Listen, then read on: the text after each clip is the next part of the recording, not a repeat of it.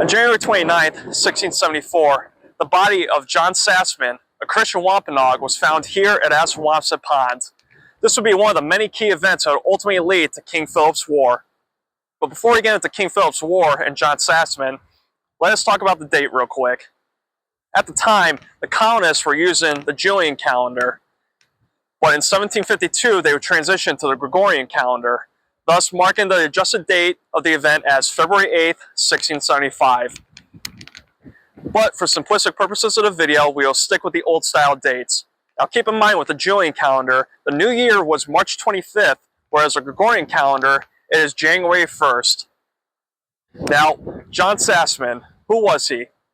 Well, Sassamon, or Wu Sassamon, was a Christian Wampanoag, and he was considered a praying Indian, closely connected to the likes of Reverend John Eliot. Together, they would convert the Bible from the English language to the Algonquin language, so a Sassamon could convert the Wampanoags into becoming Christians. He would also attend Harvard University around 1653. In addition, he would serve as a mediator and interpreter both for the colonists and the Wampanoags. He was also an interpreter for the great sachem known as Assawompset, who was the sachem of the Wampanoags when the Pilgrims arrived in Massachusetts in 1620. Then, in 1621, they would meet the Wampanoags as well as Assawompset and develop a relationship with them. Years later, Assawompset would pass away, and so his son, Alexander, or Wamseta, would take over as the next sachem of the Wampanoags. But shortly after, he too would pass away. And so his brother, King Philip, or Metacom, would become the next sachem of the Wampanoags. He too was a close affiliate of John Sassamon. However, he didn't like that Sassamon was attempting to convert the Wampanoags into becoming Christians. He was also upset that the colonists were taking over the Wampanoags' land. And so he began to plot a war against the colonists. Now John Sassamon would hear about this, and so he would run to the colony of Plymouth and warn their governor, Josiah Winslow, of an impending attack. However, Josiah did not heed the warning, and so Sassamon would return home.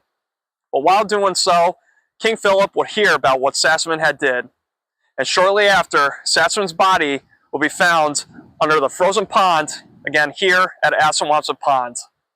Now the colonists believed that he had just simply drowned, but a Christian Wampanoag had reported that he had seen Sassamon be murdered. And so the colonists would re-examine Sassamon's body.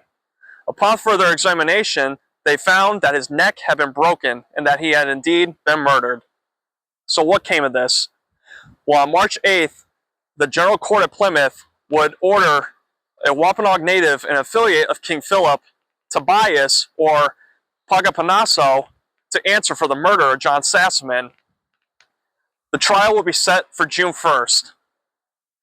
And so on June 1st, Tobias, along with two other affiliates of King Philip, Tobias' son, Wampanoag, and Matashinamo, would appear before a jury of 12 colonists and 6 Christian Wampanoags. In the end, all 3 would be found guilty. And so on June 8th, a week later, they would all be hanged. But when Wampanoag's rope broke, he would be a reprieve for a month, but would later be shot and killed. These events and this trial would anger King Philip, as he believed it's the Wampanoags who should have settled the trial, not the colonists.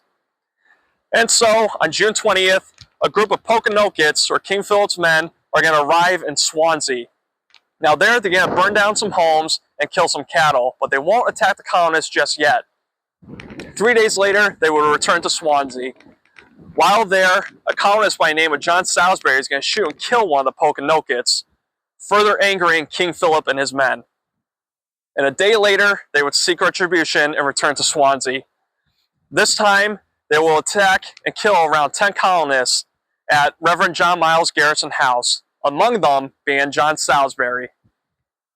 These events will ultimately lead to and start King Philip's War. Now, as the United States celebrates the 250th anniversary of the American Revolution this year, let us also remember that as a 350th anniversary of King Philip's War.